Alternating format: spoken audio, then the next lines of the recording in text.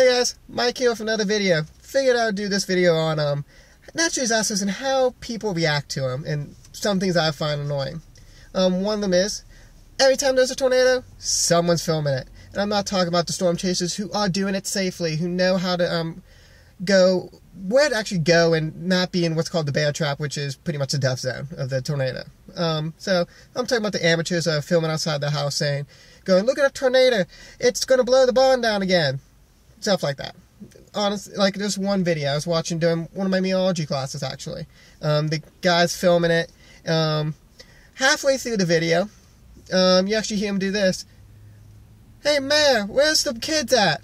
Well, get them inside. It's safer in there. I went, you have no leg to stand on there, first of all, because you're outside filming it. And two, if you think you're that unsafe right now for the kids, why are you outside filming it? So, kind of stupid in that aspect of it.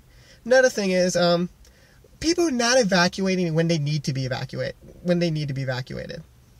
I'm talking about, like, a lot of hurricane issues is, the police will go, okay, in this zone, your house is going to be underwater, or it's going to be gone.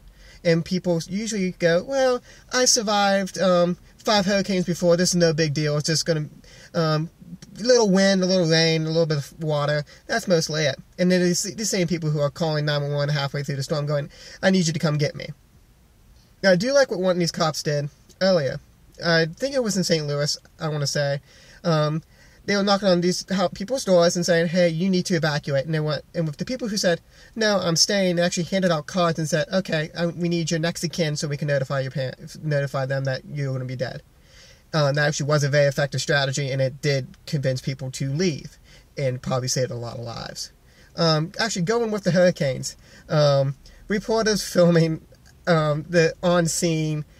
I know why they do it. It's for views, but it is the most stupidest thing. I understand. It is rain. It is heavy winds. I can barely hear you because of the heavy winds. But there's no need to put yourselves in that danger. Honestly, I don't want to see it happen, but it'll be not surprised it hasn't. There's in the movie Day After Tomorrow. Exactly what I'm saying. Reporters reported on these bunch of tornadoes hitting, I think, St. Louis or something like that. I don't remember. So no, it was Los Angeles, and he gets actually hit by a billboard that's going to fly by. I do not want that to happen to anyone. I don't want any loss of life. Don't get me wrong there. I'm just saying it's kind of to a point where you wish like the reporter would actually get blown away and like I said, not hurt, just enough that the producers goes, maybe this isn't a good idea. And my favorite thing is when they say, this whole place has been evacuated. No one should be allowed on this beach at this moment. It's very a safety hazard. Why are you there then? If everyone's been evacuated and it is a safety hazard, shouldn't you be gone? So, like I said, it's kind of weird and kind of stupid. Like I said, got my little notes here. So, one of the things is, especially with hurricanes, your house could be destroyed or severely damaged. And what I find amazing that these people who live in Florida and stuff like that, and Texas and the hurricane places, you hear people go, oh, this is the 10th hurricane I've had. This is the second, so this is the 5th time you rebuilt your house? Yeah. Why don't you move?